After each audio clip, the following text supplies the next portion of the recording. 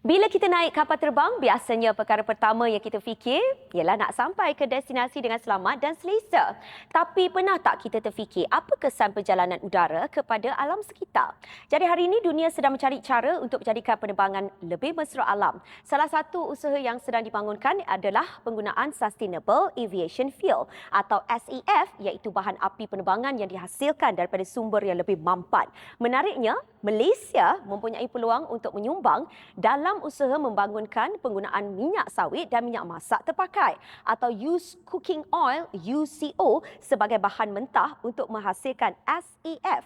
Mudah cerita, minyak yang kita guna untuk memasak hari ini tidak semestinya berakhir sebagai sisa. Ia boleh juga diproses semula dan diberi kegunaan baharu sebagai bahan api yang membantu mengurangkan kesan karbon dalam industri penerbangan. Begitu juga dengan minyak sawit, komoditi yang selama ini penting kepada ekonomi negara, kita mempunyai lebih banyak kegunaan dan boleh dikembangkan kepada produk yang mempunyai nilai lebih tinggi. Usaha pembangunan SAF ini menunjukkan bagaimana sumber yang kita ada sekarang ini boleh digunakan dengan cara yang lebih kreatif, membuka peluang baharu kepada industri komoditi negara. Akhirnya, SAF bukan sekadar tentang bahan api untuk kapal terbang, ia adalah tentang bagaimana kita mencari cara yang lebih baik untuk menggunakan sumber hari ini demi membina masa depan yang lebih baik.